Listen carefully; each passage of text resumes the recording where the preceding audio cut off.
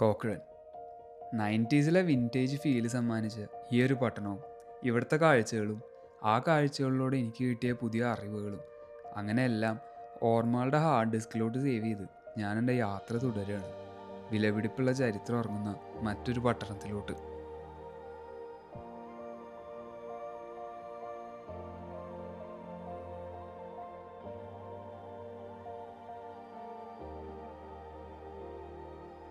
നമ്മളിന്ന് കാണാൻ പോകുന്ന നാടിൻ്റെ ചരിത്രത്തിന് പൊന്നിൻ്റെ വിലയാണ്. അങ്ങനെ വെറുതെ പേരിന് പൊന്നല്ല, ടൺ കണക്കിന് പൊന്നിൻ്റെ.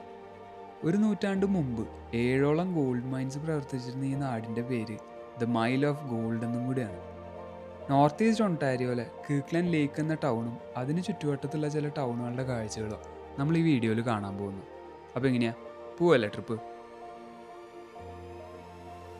ഭൂപ്രകൃതിയുടെ പ്രത്യേകത കാരണം അധികം ആഴത്തിലല്ലാണ്ട് തന്നെ ഗോൾഡിൻ്റെ പ്രസൻസ് കണ്ടെത്തിയുണ്ട്.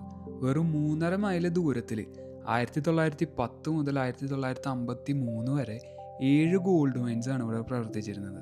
750 മീറ്റർ തൊട്ട് 2500 മീറ്റർ താഴ്ചയിലാണ് ഗോൾഡിൻ്റെ മൈനിങ് നടത്തിക്കൊണ്ടിരുന്നത്. ലോകത്തിലെ സമ്പന്നമായ ഗോൾഡ് മൈനിങ് ഏരിയാസിലൊന്നായിരുന്നു കീക്ക്ലൻഡ് ലേക്ക് എന്ന് പറയുന്ന ഈ ഒരു പട്ടണം. മൈനിങ് പീക്കിൽ നിന്ന് 1940കളിൽ ഇവിടുത്തെ പോപ്പുലേഷൻ ഏതാണ്ട് 20,000-ന് മുകളിലായിരുന്നെങ്കിൽ ഇന്നത് വെറും 8,000-ന് താഴെയാണ്. കാലങ്ങളായി ഗോൾഡും ലോഗിങ്ങും ഒക്കെയാണ് ഇവിടുത്തെ പ്രധാന ഇൻഡസ്ട്രിയൽ സെക്ടർ.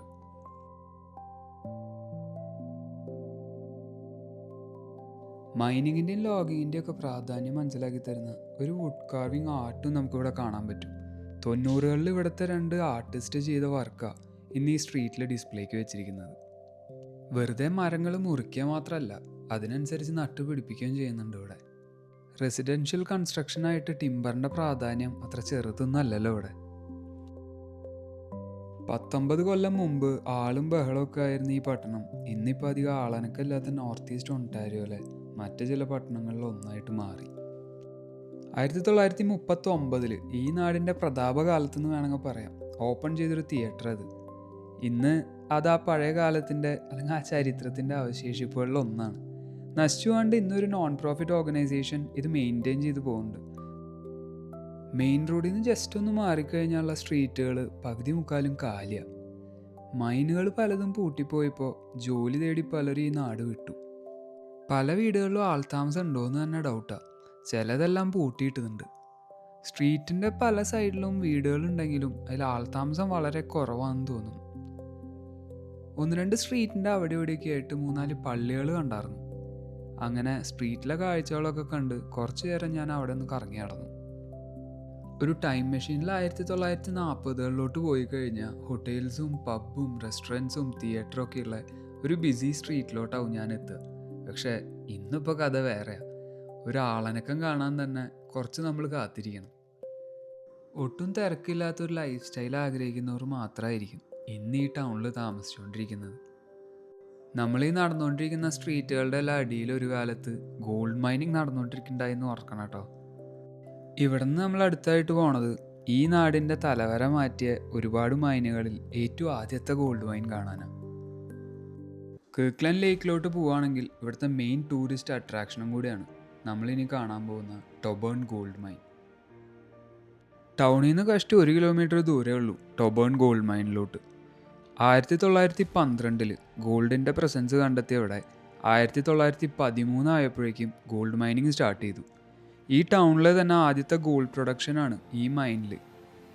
1913 തുടങ്ങി 1953 വരെ 40 കൊല്ലത്തോളം ഗോൾഡ് പ്രൊഡ്യൂസ് ചെയ്തിരുന്ന ഒരു മൈനാണ് ടൊബേൺ ഗോൾഡ് മൈൻ. ഈ മൈനിൻ്റെ ഏറ്റവും പ്രത്യേകത എന്താണെന്ന് പറഞ്ഞു കഴിഞ്ഞാൽ ഏറ്റവും ആഴം കുറഞ്ഞൊരു ഏരിയയിലായിരുന്നു ഈ ഗോൾഡ് മൈൻ ഉണ്ടായത്. വെറും 700 അടി താഴ്ചയിലായിരുന്നു ഇവിടുത്തെ മൈനിങ് നടന്നുകൊണ്ടിരുന്നത്.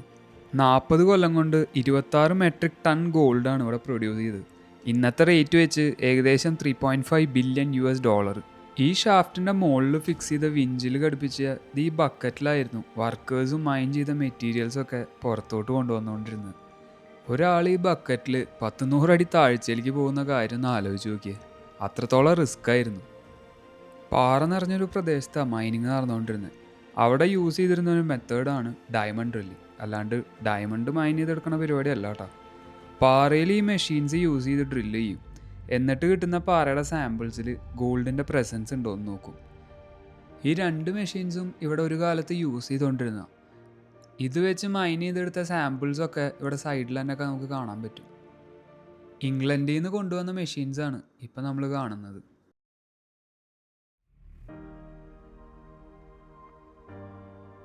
ഈ കാണുന്ന റോഡുകൾ വെച്ച് പാറയിലോട്ട് ഡ്രില്ല് ചെയ്യും. എന്നിട്ട് കിട്ടുന്ന സാമ്പിളിൽ നിന്നാണ് ഗോൾഡിൻ്റെ പ്രസൻസ് നോക്കുക. അങ്ങനെ ഒരു ഏരിയയിൽ ഗോൾഡിൻ്റെ പ്രസൻസ് കണ്ടെത്തി കഴിഞ്ഞാൽ അവിടെ കൂടുതൽ മൈനിങ് പരിപാടികൾ നടക്കും.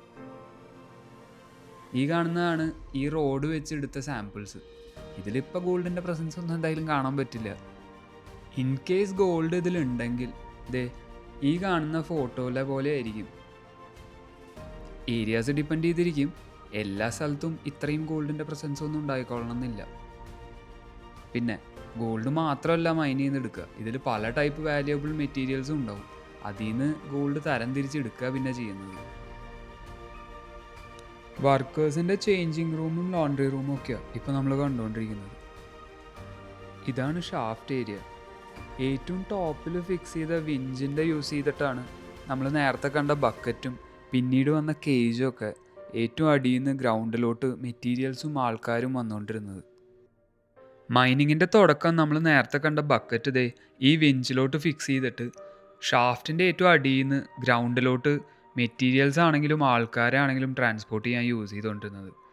കാലം പോകുന്തോറും ടെക്നോളജി വലുതായപ്പോൾ ബക്കറ്റിൽ നിന്ന് ഈ കാണുന്ന കേജിലോട്ടെത്തി. ഏകദേശം ഒരു ലിഫ്റ്റ് എന്നൊക്കെ വേണമെങ്കിൽ പറയാം നമുക്ക്.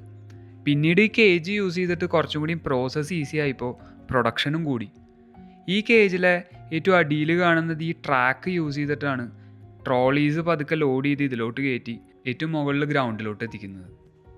700 അടി താഴ്ചയിൽ ഭൂമിയുടെ അടിയിൽ നിന്ന് മുകളിലോട്ടുള്ള യാത്ര എന്തായാലും അത്ര എളുപ്പം യാത്രയാവാൻ ചാൻസ് കുറവാണ്. ഷാഫ്റ്റിലെ ഈ കേജിൻ്റെ മൂവ്മെൻറ്റ് ഈ കാണുന്ന ഹോയിസ്റ്റ് റൂമിൽ നിന്നാണ് കൺട്രോൾ ചെയ്തുകൊണ്ടിരുന്നത്. ഭൂമിയിൽ നിന്ന് 700 അടി താഴ്ചയിലുള്ള ഷാഫ്റ്റിൽ ഹൊറിസോണ്ടൽ ടണൽസിലായിരുന്നു മൈനിങ് നടന്നുകൊണ്ടിരുന്നത്. മൈൻ ചെയ്തെടുക്കുന്ന പാറകൾ ടണലുകളിൽ നിന്ന് നേരെ ഷാഫ്റ്റിലോട്ട് കൊണ്ടുവരും. ഈ കാണുന്ന റെയിൽ ട്രോളീസിലാണ് ഷാഫ്റ്റിലോട്ട് കൊണ്ടുവന്നുകൊണ്ടിരുന്നത്. ഈ ട്രോളി നേരെ നമ്മൾ നേരത്തെ കണ്ട ആ കേജിലോട്ട് കയറ്റാനുള്ള ട്രാക്ക് ഉള്ളതുകൊണ്ട് പ്രോസസ്സ് കുറച്ചും കൂടി ഈസിയാണ്. ആദ്യകാലത്തൊക്കെ മാനുവലി തള്ളിയിട്ടായിരുന്നു ഈ ട്രോളി ടണലിൽ കൂടെ കൊണ്ടുവരുന്നത്. പിന്നീട് ഇലക്ട്രിക്കൽ മോട്ടറുകളൊക്കെ വന്നപ്പോൾ കുറച്ചും കൂടി ഈസിയായി. പിന്നെ ഓട്ടോമാറ്റിക് ലോഡിംഗ് ഒക്കെ ആയിട്ട് പ്രോസസ്സ് കുറച്ചും കൂടി ഫാസ്റ്റായി. 1953 പ്രൊഡക്ഷൻ നിർത്തിയൊരു മൈനിൻ്റെ കാര്യം കേട്ടോ ഞാൻ പറയുന്നത്. അപ്പോൾ ഈ കാണുന്ന മെഷീൻസും എക്യുപ്മെൻറ്റ്സും ഒക്കെ യൂസ് ചെയ്തിരുന്ന കാലം എന്നാന്നും കൂടി ഓർക്കണം. ഇന്ന് ഈ ഗോൾഡ് മൈൻ നമുക്കിങ്ങനെ പുറത്ത് നടന്നിട്ടാണ് കാണാൻ പറ്റുക. അങ്ങനെ ആ ഷാഫ്റ്റ് കണ്ട റൂമിൻ്റെ ഉള്ളിലോട്ടൊന്നും എൻട്രി ഇല്ല. ഇനി സമ്മറിൽ പീക്ക് സീസൺ ആയിക്കഴിഞ്ഞാൽ ഉണ്ടോയെന്ന് എനിക്ക് അറിഞ്ഞൂടാ. ഞാൻ പോയ ടൈം ഏകദേശം ഒരു ഏപ്രിൽ അവസാനം മെയ് തുടക്കമായിരുന്നു. ആ ടൈമിൽ വേറെ ആരും ഉണ്ടായില്ല. പ്രൊഡക്ഷൻ തുടങ്ങി നീണ്ട 40 കൊല്ലത്തിന് ശേഷം 1953 ആയപ്പോഴേക്കും ഓർ ഡെപ്പോസിറ്റ്സ് ഒക്കെ ഏകദേശം കഴിഞ്ഞു തുടങ്ങി. പിന്നെ പ്രൊഡക്ഷൻ കോസ്റ്റും കൂടി മീറ്റ് ചെയ്യാൻ പറ്റാത്ത അവസ്ഥയിലേക്ക് വന്നപ്പോൾ പതുക്കെ ഈ മൈൻ ക്ലോസ് ചെയ്യായിരുന്നു. ഡ്രില്ലിങ്ങിന് യൂസ് ചെയ്തിരുന്ന ഡ്രിൽ ബിറ്റും ഫയർ ഫൈറ്റിങ്ങിനൊക്കെ യൂസ് ചെയ്തുകൊണ്ടിരുന്ന ഫയർ ഹോസുകളും ഇന്നിവിടെ ഡിസ്പ്ലേക്ക് വെച്ചിട്ടുണ്ട്. പ്രൊഡക്ഷനിലിരുന്ന കാലത്ത് ഈ മൈൻ്റെ ഒരു ഫോട്ടോ ആണിത്. ടൊബോൺ ഗോൾഡ് മൈൻ്റെ ഫ്രണ്ടിൽ തന്നെ ബ്രോൺസിൽ നിർമ്മിച്ച ഒരു സ്റ്റാച്ചു നമുക്ക് കാണാൻ പറ്റും. ഒരാളും ആളുടെ ഒപ്പമുള്ള ഒരു നായയുടെയും. 2019 ഒണ്ടാരിയോയിലത്തെ ഒരു സ്കൾപ്ചറായ ടെയ്ലർ ഫോവലാണ് ഈ ഒരു സ്റ്റാച്ചു ഉണ്ടാക്കിയത്. ഈ സ്റ്റാച്ചു സിംബലൈസ് ചെയ്യണത് ഒരു പ്രോസ്പെക്ടറിൻ്റെയും ആളുടെ കൂടെ നടക്കുന്ന ഒരു വാച്ച് ഡോഗിൻ്റെയാണ്. പ്രോസ്പെക്ടർ എന്ന് പറഞ്ഞാൽ ഭൂമിക്കടിയിലെ വിലപിടിപ്പുള്ള വസ്തുക്കൾ അന്വേഷിച്ച് നടക്കുന്നവരാണ്.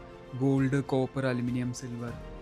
അങ്ങനെ ഒരാളല്ല, അങ്ങനെ ഒരുപാട് പേരാണ് ഇതുപോലത്തെ മൈനുകളുടെ എല്ലാം ഫോർമേഷന് കാരണം. അങ്ങനെയുള്ളവരുടെ ഒരുപാട് കാലത്തെ അന്വേഷണത്തിൻ്റെ ഫലമാണ് ഇതുപോലത്തെ പല ഗോൾഡ് മൈനുകളും. അവർക്കുള്ള ഒരു റെസ്പെക്റ്റും കൂടിയാണ് ഈ ഒരു സ്റ്റാച്ചു. ലൈഫിൽ ആദ്യമായിട്ടൊരു ഗോൾഡ് മൈൻ കണ്ട സന്തോഷത്തിൽ ഞാൻ അങ്ങനെ ഇവിടെ നിന്ന് പതുക്കെ വിടവാങ്ങുകയാണ്. അടുത്തത് നമ്മൾ പോകുന്നത് ഈ ഒരു പ്രദേശത്ത് ഗോൾഡിൻ്റെ പ്രസൻസ് കണ്ടെത്തിയ പ്രോസ്പെക്ടേഴ്സിലെ ഒരാളായ സർ ഹാരി ഓക്സിൻ്റെ വീട്ടിലോട്ടാണ്. ഇന്നതൊരു മ്യൂസിയമാണ്. ഈ ഹാരി ഓക്സ് തന്നെയാണ് ഈ ടൊബോൺ ഗോൾഡ് മൈൻ്റെ ഫൗണ്ടർ എന്നും വേണമെങ്കിൽ പറയാം. ഇതാണ് സർ ഹാരി ഓക്സ്.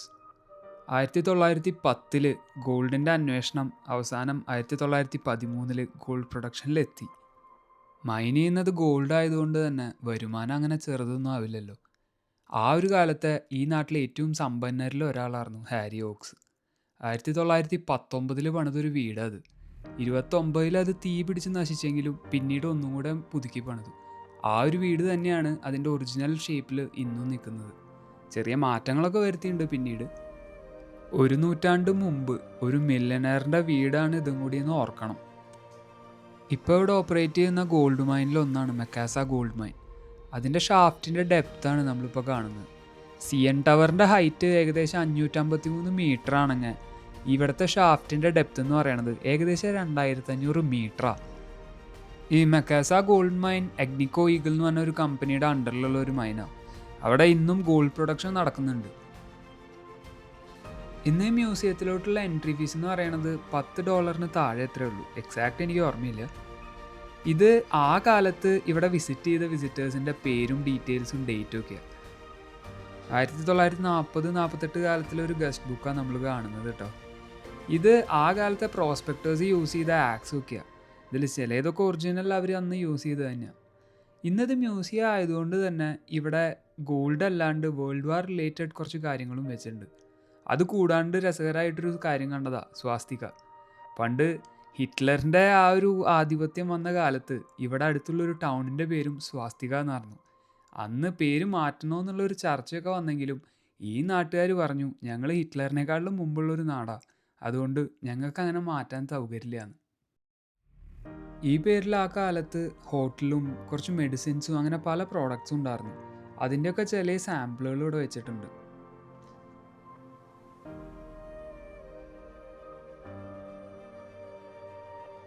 പണ്ട് കാലത്ത് യൂസ് ചെയ്തിരുന്ന ടൈപ്പ് റൈറ്റർ ഇവിടെ നമുക്ക് ഡിസ്പ്ലേക്ക് കാണാൻ പറ്റും. അതുകൂടാണ്ട് വേൾഡ് വാർ സെക്കൻഡിൻ്റെ ടൈമിലുള്ള പല ബ്രിട്ടീഷ് യൂണിഫോംസ്, അന്നത്തെ സോൾജേഴ്സ് യൂസ് ചെയ്ത ഹെൽമെറ്റ്സ്, അന്നത്തെ അവരുടെ തോക്കുകൾ, ചില ഇതിൻ്റെ സാമ്പിൾ മോഡലുകൾ എല്ലാം ഇവിടെ നമുക്ക് കാണാൻ പറ്റും. ഈ ഹെൽമെറ്റൊക്കെ ആക്ച്വലി വേൾഡ് വാറിന് യൂസ് ചെയ്തതാണ് എന്നാണെന്ന് അതിൽ എഴുതിയേക്കുന്നത്. ആയിരിക്കും, അങ്ങനെ നോണ എഴുതി വെക്കേണ്ട കാര്യമില്ലല്ലോ ഒരു. കനേഡിയൻ ആർമി വേൾഡ് വാർ 1 പങ്കെടുത്തിട്ടുണ്ട്. അന്ന് ഇവിടെ നിന്നുണ്ടായ ഒരു റെജിമെൻ്റാണ് ആൽഗോൺക്വിൻ റെജിമെൻറ്റ്. അതിൻ്റെ കുറച്ച് ഡീറ്റെയിൽസൊക്കെ അവിടെ എഴുതി വെച്ചിരിക്കുന്നത്. ഫസ്റ്റ് വേൾഡ് വാറിൽ യൂസ് ചെയ്ത എൻഫീൽഡ് തോക്കുകളിൽ പിടിപ്പിച്ചിരുന്ന ഒരു വാളാണിത്. പണ്ട് കാലത്തെ ടെലിഫോൺ എക്സ്ചേഞ്ചിൻ്റെ സിസ്റ്റം ഒക്കെ നമുക്കിവിടെ കാണാൻ പറ്റും.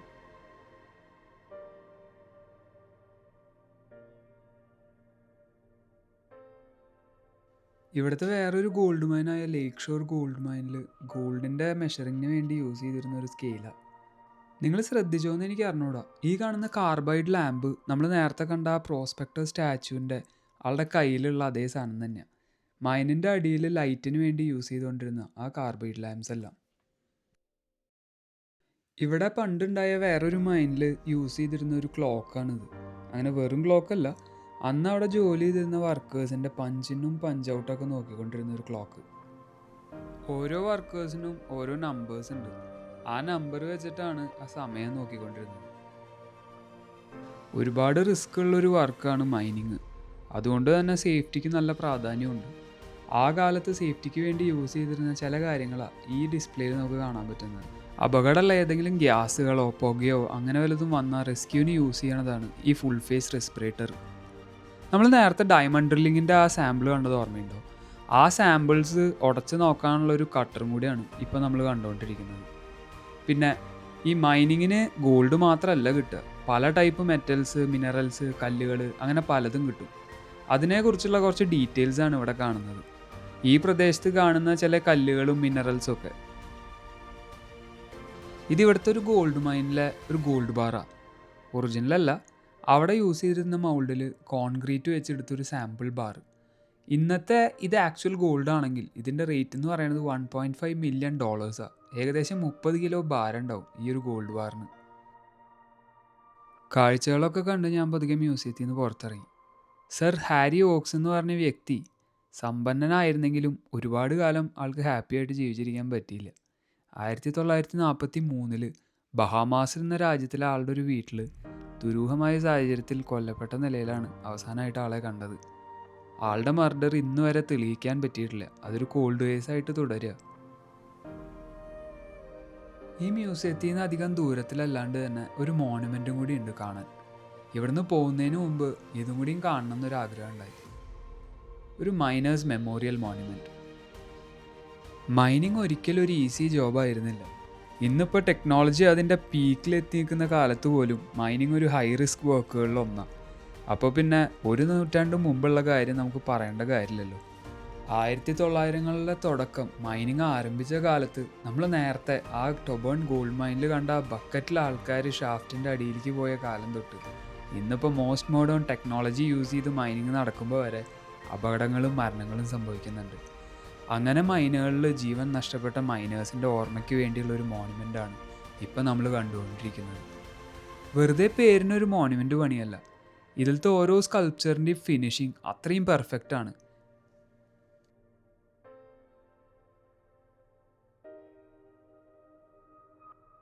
പുതിയൊരു ജീവിതം സ്വപ്നം കണ്ട് ഒടുക്കം സ്വന്തം ജീവിതം തന്നെ കൈവിട്ടുപോയവരുടെ ഓർമ്മ കൂടിയാണ് ഈ ഒരു മോണുമെൻറ്റ്. കുറച്ച് നേരം ഇവിടുത്തെ കാഴ്ചകളെല്ലാം കണ്ട് ഞാൻ പതുക്കെ കിർക്ക്ലൻഡ് ലേക്ക് എന്ന ഈ പട്ടണത്തിനോട് യാത്ര പറഞ്ഞ് അവിടെ നിന്ന് ഇറങ്ങി.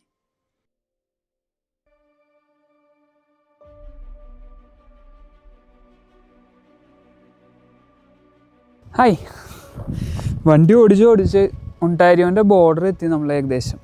എന്ന് പറഞ്ഞാൽ ഞാൻ വന്ന സ്ഥലത്ത് നിന്ന് കിർക്ക്ലൻഡ് ലേക്ക് എന്ന് പറഞ്ഞ സ്ഥലത്ത് നിന്ന് ജസ്റ്റ് ഒരു 50 കിലോമീറ്ററും കൂടി ഓടിച്ചു കഴിഞ്ഞാൽ ക്യൂബക്ക് ബോർഡറായി. അപ്പോൾ പിന്നെ എന്തായാലും ഇവിടം വരെ വന്ന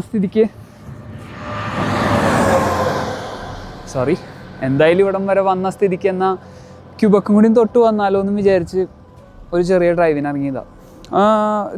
എനിക്ക് തോന്നുന്നു കിർക്ക്ലൻഡ് ലേക്ക് എന്ന് പറഞ്ഞാൽ ആ ഒരു ടൗണിൽ നിന്ന് ജസ്റ്റ് ഒരു 50 കിലോമീറ്റർ, 50-ന് താഴെയുള്ളൂ, 40-50 ഇടയിലുള്ളൂ ദൂരം ക്യൂബക്ക് ബോർഡറിലോട്ട്. ഇത്രയും നേരം വണ്ടി ഓടിച്ചതിൽ എനിക്ക് തോന്നുന്നു കുറച്ചും കൂടി ബ്യൂട്ടിഫുള്ളായ ലാൻഡ്സ്കേപ്പ് ഞാൻ ഇപ്പോഴാണ് കാണുന്നത്.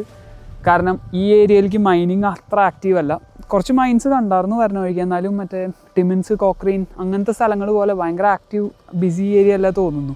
മേ ബി ക്യൂബക്ക് കടന്ന് കുറച്ച് ദൂരെ പോയി ഉണ്ടാവും, പക്ഷേ വരുന്ന വഴിയിലൊന്നുമില്ല. അതുകൊണ്ട് തന്നെ ഭയങ്കര ഭംഗിയുള്ള ലാൻഡ്സ്കേപ്പാണ്. വണ്ടി ഓടിക്കാൻ ഇഷ്ടപ്പെടുന്ന, എന്താ പറയുക, ഒരു സൈഡിൽ ക്ലിഫ് അല്ലെങ്കിൽ മലകൾ, ഇപ്പോൾ മഞ്ഞൊക്കെ മൂടിക്കിടക്കണോണ്ട് അതിൻ്റെ ഒരു ഭംഗി വേറെ ഉണ്ട്. എനിക്ക് തോന്നുന്നു ഫോൾ ടൈമിൽ ഭയങ്കര ഭംഗിയായിരിക്കും. സമ്മറും ഫോളും ഭയങ്കര ഭംഗിയായിരിക്കും ഇതിൽ കൂടെ വരാൻ.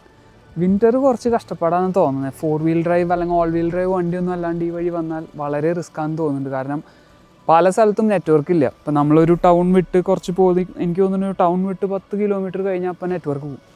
പിന്നെ അടുത്ത ടൗൺ എത്തുന്നതിന് കുറച്ച് മുമ്പ് നെറ്റ്വർക്കൊക്കെ കിട്ടുള്ളൂ. അതുകൊണ്ട് അതൊന്ന് ശ്രദ്ധിക്കണം. ഇങ്ങനത്തെ റൂട്ടൊക്കെ പോകുമ്പോൾ എപ്പോഴും നല്ലത് ആ ഏരിയയിലത്തെ ഒരു ഓഫ്ലൈൻ മാപ്പ് ഡൗൺലോഡ് ചെയ്തിടുക. ജസ്റ്റ് ആ ഏരിയ മാത്രമല്ല, അത്യാവശ്യം ഒരു 100-200 കിലോമീറ്ററിൻ്റെ ആ ഒരു റേഡിയസിൽ വരുന്ന ഏരിയയുടെ മാപ്പ് ഡൗൺലോഡ് ചെയ്തിട്ടാൽ അത്രയും ബെറ്ററാണ്. കാരണം അങ്ങനത്തെ സിറ്റുവേഷനിലൊക്കെ നമുക്ക് പേടിക്കാണ്ട് ടെൻഷൻ അടിക്കാണ്ട് വണ്ടി ഓടിക്കാം. സോ അപ്പോൾ ഒണ്ടാരിയോ ക്യൂബക്ക് ബോർഡറിലാണ് ഇപ്പോൾ നിൽക്കുന്നത്. ഇപ്പോൾ എൻ്റെ പിന്നിലേക്ക് കാണുന്ന എനിക്ക് തോന്നുന്നു കാണാൻ പറ്റുന്നു. Welcome to Ontario. ആൻഡ് അപ്പുറത്തോട്ടാണ് ക്യൂബക്ക്. ഇവിടെ നിന്ന് ജസ്റ്റ് ഒരു 200 മീറ്റർ പോയാൽ ക്യൂബക്ക് ബോർഡറായി. എന്തായാലും ഇവിടെ വരെ വന്നു. അപ്പോൾ പിന്നെ ക്യൂബക്ക് കൂടി തൊട്ട് വന്നാൽ രസമല്ലേ എന്ന് വിചാരിച്ച് ഇറങ്ങിയതാണ്. അപ്പോൾ ഓക്കെ, അപ്പോൾ ഇനി ഇവിടുത്തെ കുറച്ച് കാഴ്ചകളൊക്കെ ആയിട്ട് നമുക്ക് പോവാം. ഏപ്രിൽ ലാസ്റ്റ് വീക്കിലായിരുന്നു ഞാൻ ഈ ട്രിപ്പ് പോയത്. സ്നോഫോളൊന്നും ഇല്ലെങ്കിലും തണുപ്പ് കാരണം ലേക്കൊക്കെ ഐസായിട്ട് എടുക്കുമായിരുന്നു. അപ്പോൾ ക്യൂബക്കിലോട്ട് പോകുന്ന ഹൈവേ 66 ആണിത്. കിർക്ക്ലൻഡ് ലേക്കിൽ നിന്ന് ക്യൂബക്കിലോട്ടുള്ള റൂട്ട് ബൈക്ക് റൈഡ് ചെയ്യാൻ പറ്റിയൊരു ഡെസ്റ്റിനേഷനാണെന്ന് തോന്നി. നല്ല കേർവ്സൊക്കെ ഉള്ള നല്ല അടിപൊളി റൂട്ടാണ്. ചില കാഴ്ചകളൊക്കെ ക്യാമറയിൽ നമുക്ക് അതിൻ്റെ ആ ഒരു ഫുൾ എസെൻസ് കിട്ടില്ല എന്ന് പറഞ്ഞ പോലെ ഇത് കാണുമ്പോൾ എനിക്ക് തോന്നുന്നത്. ഒണ്ടാരിയോ ക്യൂബക്ക് ബോർഡറിലാണ് ഇവിടുത്തെ ഏറ്റവും ഉയരം കൂടിയ മൗണ്ട് ചെമനസ് സ്ഥിതി ചെയ്യുന്നത്. ഏകദേശം 500 മീറ്റർ ഉയരത്തിലുള്ള ഈ ഒരു മല ഒരു ഹൈക്കിംഗ് ഡെസ്റ്റിനേഷനും കൂടിയാണ്. ഈ ഒരു റൂട്ടിൽ ഡ്രൈവ് ചെയ്ത് കാഴ്ചകളൊക്കെ കണ്ടപ്പോൾ എൻ്റെ മൈൻഡിൽ വന്നൊരാഗ്രഹം എങ്ങനെയെങ്കിലും ഒരു ബൈക്ക് വാങ്ങി ഇതിൽ കൂടെ ഒരു റൈഡ് പോകണം എന്നുള്ളതാണ്. ഒരു സമ്മർ അല്ലെങ്കിൽ ഫോൾ ടൈമിലൊക്കെ ഇതിൽ കൂടെ റൈഡ് പോയാൽ അടിപൊളിയായിരിക്കും. കാഴ്ചകൾ മാത്രമല്ല, ആ റോഡിൻ്റെ പ്രത്യേകത തന്നെ നല്ല രസമാണ്. അത് പറഞ്ഞറിയിക്കാൻ പറ്റില്ല. ഈവൻ ഡ്രൈവ് ചെയ്യുമ്പോൾ തന്നെ ചില കാഴ്ചകളൊക്കെ കണ്ടാൽ നമ്മൾ വണ്ടി നിർത്തി കുറച്ച് നേരം അവിടെ നോക്കി നിൽക്കും. അങ്ങനെ ആഗ്രഹങ്ങളുടെ ബക്കറ്റ് ലിസ്റ്റിലോട്ട് ഒരു ബൈക്ക് റൈഡും കൂടിയും. ഈ റൂട്ടിൽ ഡ്രൈവ് ചെയ്യുമ്പോൾ വേറൊരു അടിപൊളി സ്ഥലം കൂടി ഞാൻ കണ്ടായിരുന്നു. നമ്മുടെ പഴയ മലയാളം സിനിമയില്ലേ ഹൈവേ, ജയരാജ് ഡയറക്റ്റ് ചെയ്ത് ആ സിനിമയിലത്തെ ഒരു ലൊക്കേഷൻ പോലത്തെ ഒരു നാട്. ദേ ഈ ഒരു ടൗൺ, ഇത് ടൗൺ ആണോ വില്ലേജ് ആണോ എന്നൊന്നും എനിക്ക് അറിഞ്ഞൂടാ. അധികം ആൾക്കാരൊന്നും പുറത്ത് കണ്ടില്ല. പക്ഷേ പൂട്ടിക്കിടക്കുന്ന ഒരു പെട്രോൾ പമ്പും വീടുകളുടെയൊക്കെ ഡിസൈൻ കണ്ടപ്പോൾ എനിക്ക് ശരിക്കും ആ പഴയ സുരേഷ് ഗോപി ഫിലിമാണ് ഓർമ്മ വന്നത്. ഒരു മാന്ത്രികം ലുക്കെന്നൊക്കെ വേണമെങ്കിൽ പറയാം. വെറുതെ ഒരു ആഗ്രഹത്തിൻ്റെ പുറത്തെന്നാൽ ക്യുബക്ക് പോയാലോ എന്ന് വിചാരിച്ചു വന്നൊരു ഡ്രൈവാണ്. പക്ഷേ ഇത് ശരിക്കും ഒരു നല്ല സർപ്രൈസായിരുന്നു എനിക്ക്. പ്ലാനിലില്ലാത്തൊരു കാര്യത്തിൽ ഇങ്ങനത്തെ ഒരു സർപ്രൈസ് ശരിക്കും അടിപൊളിയല്ലേ. അങ്ങനെ കാഴ്ചകളൊക്കെ കണ്ട് തിരിച്ചു പോകുമ്പോഴാണ് ഞാൻ നേരത്തെ പറഞ്ഞില്ലേ ഇപ്പോഴും കിർക്ക്ലാൻഡ് ലേക്കിൽ ഓപ്പറേറ്റ് ചെയ്യുന്ന ഗോൾഡ് മൈൻ. ഇതാണ് മെക്കാസ ഗോൾഡ് മൈൻ. ആഗ്നിക്കോ ഈഗിൾ എന്ന് പറഞ്ഞ കമ്പനി ഓപ്പറേറ്റ് ചെയ്യുന്നൊരു മൈനാണിത്. ആഗ്നിക്കോ ഈഗിൾ ലോകത്തിലെ തന്നെ ഏറ്റവും വലിയ മൈനിങ് കമ്പനീസിൽ ഒന്നും കൂടിയാണ്. 2000-2500 മീറ്റർ താഴ്ചയിലാണ് ഇവിടെ മൈനിങ് നടക്കുന്നത്. മൈനിങ് ഒരു കരിയറാക്കാൻ താല്പര്യമുള്ളവർക്ക് ഇവിടെ ഒരുപാട് ഹയറിങ് നടക്കുന്നുണ്ട്. നോർത്തേൺ ഒണ്ടാരിയോ ലൈഫ് സ്റ്റൈൽ ഇഷ്ടമാണെങ്കിൽ നിങ്ങൾക്ക് ഇങ്ങോട്ട് പോകാം. അങ്ങനെ ഡ്രൈവ് കണ്ടിന്യൂ ചെയ്ത് മുന്നോട്ട് പോകുമ്പോൾ ഒരുപാട് കാലമായിട്ട് ആഗ്രഹിക്കുന്ന ഒരു കാഴ്ച കൂടി ഞാൻ കണ്ടു. ഈ ഒരു സൈനേജ് കുറേ കാലം കണ്ടിരുന്നെങ്കിലും ഒരു മൂസിനെ നേരിട്ട് കാണാൻ പറ്റിയത് ഈ ഒരു യാത്രയിലാണ്. അങ്ങനെ ആശിച്ച് മോഹിച്ച് അവസാനം ഒരു മൂസിനെ നേരിട്ട് കാണാൻ പറ്റി. ആൾക്ക് പ്രായമായിട്ടാണോ അതോ ഇനി വയ്യാണ്ടാണോ പറഞ്ഞൂടാ, അത്ര ഉഷാറായിട്ട് തോന്നിയില്ല. എന്നാലും ആദ്യമായിട്ട് മൂസിനെ കണ്ട സന്തോഷത്തിൽ ഞാൻ വണ്ടി ഒതുക്കി കുറച്ച് നേരം അതിനെ നോക്കി നിന്നു. ഇത് ആക്ച്വലി ഹൈവേയിലാണ് സൈഡിൽ കണ്ടത്. പക്ഷേ ഞാൻ ബാക്കിൽ വണ്ടിയൊന്നും ഇല്ലയെന്ന് ഉറപ്പ് വരുത്തി പതുക്കെ ഒതുക്കി ഒരു 5-10 മിനിറ്റ് അവിടെ നിന്ന് ആ കാഴ്ചകളൊക്കെ കണ്ടു നിന്നു. അങ്ങനെ ആ ഒരു ആഗ്രഹം നിറവേറിയ സന്തോഷത്തിൽ ഞാൻ പതുക്കെ മുന്നോട്ട് അടുത്ത ഡെസ്റ്റിനേഷനിലോട്ട് പോയി. അങ്ങനെ പോകുന്ന റൂട്ടിലാണ് വേറൊരു ഇൻട്രസ്റ്റിംഗ് സ്ഥലം കണ്ടത്. Arctic water shed. എന്താ ഇപ്പോൾ ഇത്ര പ്രത്യേകത എന്ന് ചോദിച്ചു കഴിഞ്ഞാൽ സംഭവം ലേശം ജോഗ്രഫിക്ക് റിലേറ്റഡാണ്. അതായത് ഇവിടെ നിന്ന് ഒഴുകുന്ന വെള്ളം നോർത്തിലോട്ടാണ് പോകുന്നതെങ്കിൽ ആർട്ടിക് ഓഷ്യനിലോട്ടാണ് എത്തിച്ചേരുക. ഏകദേശം 318 മീറ്റർ ഹൈറ്റാണ് ഈ ഒരു ജോഗ്രഫിക്കൽ ഏരിയയ്ക്കുള്ളത്. ഇവിടുന്ന് സൗത്തിലോട്ട് ഒഴുകുന്ന എല്ലാ സ്ട്രീംസും റിവേഴ്സും എല്ലാം എത്തിച്ചേരുന്നത് ഒന്നുമില്ലെങ്കിൽ ഗ്രേറ്റ് ലേക്സിലോട്ടായിരിക്കും, ഇല്ലെങ്കിൽ സെയിൻറ്റ് ലോറൻസ് റിവറിലോട്ടായിരിക്കും. ഈ സെയിൻറ്റ് ലോറൻസ് റിവർ എന്ന് പറയുന്നത് ക്യൂബക് ഭാഗത്തിലോട്ട് എത്തി അറ്റ്ലാന്റിക് ഓഷ്യനിലോട്ട് പോകുന്ന ഒരു റിവറാണ്. ഇതും അപ്രതീക്ഷിതമായി കിട്ടിയൊരു അറിവാണ് എനിക്ക്. ഇങ്ങനെ ഡ്രൈവ് ചെയ്യുമ്പോൾ ചിലപ്പോൾ ഇതുപോലത്തെ നല്ല ഇൻട്രസ്റ്റിംഗ് ഫാക്റ്റുകളും പുതിയ സർപ്രൈസുകളൊക്കെ കിട്ടും. അടുത്തൊരു സർപ്രൈസ് എന്ന് പറയാൻ പറ്റില്ല. മാത്തസൺ എന്ന് പറഞ്ഞ സ്ഥലത്തിനോട് അടുത്തുള്ള ഒരു ആമിഷ് സെറ്റിൽമെൻറ്റ്സിൻ്റെ ഏരിയയിൽ കൂടിയാണ് ഞാൻ ഡ്രൈവ് ചെയ്യുമ്പോൾ ഈ കാഴ്ച കണ്ടത്. ആമിഷ് പീപ്പിൾ എന്ന് പറയുന്നത് പണ്ട് യൂറോപ്പിൽ നിന്ന് വന്ന സെറ്റിലേഴ്സാണ്. അവർ 16-ാം നൂറ്റാണ്ടിലെ ജീവിത രീതി തന്നെയാണ് ഏറെക്കുറെ ഇപ്പോഴും ഫോളോ ചെയ്യുന്നത്. ടെക്നോളജിയോട് അത്ര അധികം താല്പര്യമില്ലാത്ത ഇവർ കൂടുതലും ഇപ്പോഴും കുതിരവണ്ടിയും സൈക്കിളും അങ്ങനത്തെയൊക്കെയാണ് യൂസ് ചെയ്യുക. പക്ഷേ കൃഷിയിലോട്ട് വരുമ്പോൾ ലേശം ടെക്നോളജിയൊക്കെ യൂസ് ചെയ്യുന്നുണ്ട് കേട്ടോ. അവിടുന്ന് ഞാൻ നേരെ പോയത് മാത്തസൺ എന്ന് പറഞ്ഞ ഒരു കുഞ്ഞു ടൗണിലോട്ടാണ്. ഈ ടൗണിൻ്റെ പ്രത്യേകത അങ്ങനെ വലിയ ടൗൺ ആയതുകൊണ്ടൊന്നുമല്ല, ഒരു കാലത്ത് വലിയൊരു കാട്ടുതീ ഈ ഭാഗത്തൊക്കെ പടർന്നായിരുന്നു. ആ ഒരു തീയിൽ മരിച്ചത് 1, 2, 20, 30 ആൾക്കാരൊന്നുമല്ല, ഏകദേശം 220 പേരാണ് കണക്ക് പ്രകാരം മരിച്ചത്. അതിൽ കൂടുതലുണ്ടെന്ന് പറയുന്നു. ദ ഗ്രേറ്റ് ഫയർ ഓഫ് 1916 ഇവിടുത്തെ സെറ്റിലേഴ്സ് അവരുടെ വീടിൻ്റെ ആവശ്യങ്ങൾക്കും കൃഷിയുടെ ആവശ്യങ്ങൾക്കുമായിട്ട് ഇട്ട തീയ് പക്ഷേ അന്നുണ്ടായ കാറ്റും കാരണം ഒരുപാട് ഏരിയയിലേക്ക് സ്പ്രെഡായി. അങ്ങനെ സ്പ്രെഡായി കൺട്രോൾ ചെയ്യാൻ പറ്റാത്ത തീയ് ഒരുപാട് പേരുടെ ജീവനെടുത്ത് ഒരുപാട് ടൗണുകൾ മൊത്തം കത്തി നശിച്ചായിരുന്നു. അന്ന് ഈ നാട്ടുകാർ രക്ഷപ്പെടാൻ വേണ്ടി ഓടിയത് ഈ കാണുന്ന പുഴകളിലോട്ടും ഇവിടുത്തെ ചില ചതുപ്പ് നിലങ്ങളിലോട്ടൊക്കെയാണ്. ഈ ഒരു അപകടത്തിന് ശേഷമാണ് ഒണ്ടാരിയോ ഗവൺമെൻറ് പല ഫോറസ്റ്റ് ഫയർ കൺട്രോൾസും പ്രൊസീജിയേഴ്സും ഒക്കെ ഇംപ്ലിമെൻ്റ് ചെയ്തത്. കാട്ടുതീ കാനഡയിൽ ഇന്നും വലിയൊരു മേജർ കൺസേൺ തന്നെയാണ്. അതുകൊണ്ട് ഈ ഒരു കഥ ഇവിടെ പറയാണ്ട് പോകുന്നത് ശരിയല്ലല്ലോ. മാത്തസണിൽ നിന്ന് ടിമ്മൻസിലോട്ടുള്ള റൂട്ടിലാണ് വേറൊരു ഇൻട്രസ്റ്റിംഗ് കാഴ്ച ഞാൻ കണ്ടത്. ശരിക്കും അതും ഒരു മൂവി ലൊക്കേഷൻ പോലെ എനിക്ക് തോന്നി. ഷില്ലിങ്ടൺ എന്ന് പറഞ്ഞ സ്ഥലത്ത് കണ്ടതേ ഈ ഒരു കൊച്ചു ചർച്ച് ശരിക്കും നല്ല രസമുണ്ടായി. അതുകൊണ്ട് തന്നെ കുറച്ചു നേരം വണ്ടി നിർത്തി അവിടുത്തെ കാഴ്ചകളൊക്കെ കണ്ട് ഞാൻ നിന്നു.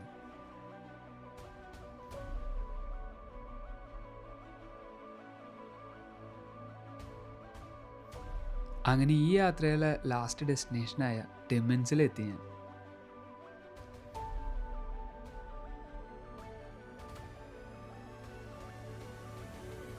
ടിമ്മൻസ് ശരിക്കൊരു എന്താ പറയുക, ഒരു വെറൈറ്റി ഭൂപ്രകൃതിയുള്ള ഒരു സ്ഥലമാണ്. എന്താ പറയുക, ഞാൻ മസ്കോക്ക ഏരിയ ഒക്കെ കുറച്ചധികം തവണ പോയിട്ടുണ്ട്. പക്ഷേ അതൊക്കെ വിചാരിച്ച് ഞാൻ ആക്ച്വലി ഇങ്ങോട്ട് വന്നത്. പക്ഷേ ഞാൻ വിചാരിച്ച പോലെ ഒന്നുമല്ല ഇവിടുത്തെ ലാൻഡ്സ്കേപ്പ്. മൊത്തത്തിൽ വേറെയാണ്. നമുക്ക് ഇപ്പോൾ എന്താ പറയുക, ടൊറൻറ്റോ GTA, അതായത് ഇപ്പോൾ GTA എന്നല്ല, നമ്മൾ ഒണ്ടാരിയോൻ്റെ സദേൺ മോസ്റ്റ് ഏരിയയിലുള്ള നമുക്ക് ഒരു എന്താ പറയുക, ഒരു പുതിയ എക്സ്പീരിയൻസ് ആയിരിക്കും. ഇവിടത്തേക്ക് റോഡുകളും ഇവിടുത്തെ ഒരു മൊത്തത്തിലുള്ള ലാൻഡ്സ്കേപ്പും കൂടുതലും പാറയാണ്. അതുകൊണ്ട് തന്നെ മൈനിങ് ഭയങ്കര ആക്റ്റീവായിട്ടുള്ളൊരു സ്ഥലമാണ് ഇപ്പോഴും. മൈനിങ്ങും ലോഗും മരം ഇത് രണ്ടുമാണ് ഇവിടുത്തെ ഒരു main business sector, industrial sector എന്ന് വേണമെങ്കിൽ പറയാം. പിന്നിൽ നിങ്ങളാ കാണുന്നതും ഒരു മൈനായിരുന്നു. അതിപ്പോൾ അല്ല, മുന്നത്തെയാണ്. അങ്ങോട്ട് ആക്സസ് ഇല്ല. ഞാൻ കുറച്ച് പോയി നോക്കി, ഗേറ്റ് അടച്ചിട്ടേക്കുക, അപ്പോൾ അങ്ങോട്ട് ആക്സസ് ഇല്ല. ഈ കാണുന്ന സാൻഡി മെക്കിൻടയർ എന്ന് പറഞ്ഞ പ്രോസ്പെക്ടർ ഗോൾഡിൻ്റെ പ്രസൻസ് കണ്ടെത്തിയതോടുകൂടി സ്റ്റാർട്ട് ചെയ്തൊരു മൈനാണ് ഈ കാണുന്ന മെക്കിൻടയർ ഗോൾഡ് മൈൻ. ടിമിൻസിലാണ് ഇത് സ്ഥിതി ചെയ്യുന്നത്.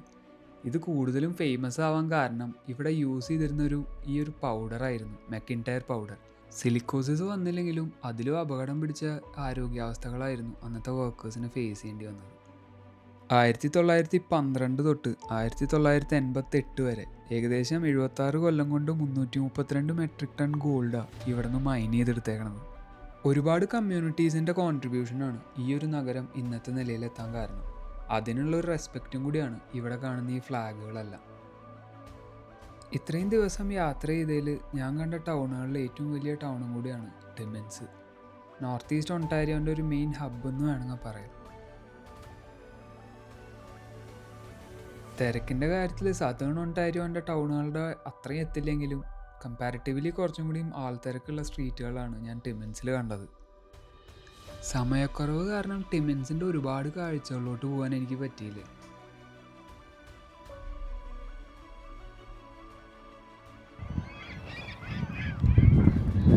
അപ്പോൾ ഈ വീഡിയോ ഇവിടെ തീരാണ്. ഇനി പുതിയൊരു സ്ഥലത്ത് പുതിയ കുറച്ച് കാഴ്ചകളുമായി നമുക്ക് വീണ്ടും കാണാം. അപ്പോൾ ഈ വീഡിയോ എല്ലാവർക്കും ഇഷ്ടപ്പെട്ടു എന്നുള്ള വിശ്വാസത്തിൽ നമുക്ക് തിരിച്ച് വീട്ടിലോട്ടുള്ള യാത്ര തുടങ്ങാം. അപ്പോൾ ഓക്കെ, ബൈ. അടുത്ത വീഡിയോയിൽ കാണാം.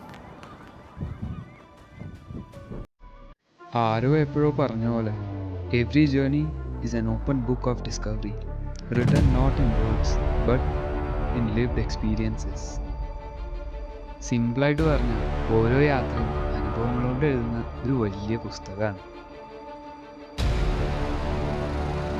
നോർത്ത് ഈസ്റ്റ് ഒണ്ടാരിയോൻ്റെ കാഴ്ചകൾ നിങ്ങൾക്ക് ഇഷ്ടപ്പെട്ടു എന്ന് ഞാൻ വിശ്വസിക്കുന്നു.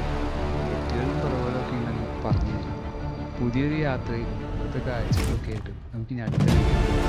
Until then, it's me, the homesick Krishnan, signing off. Take care everyone. See you all in the next video.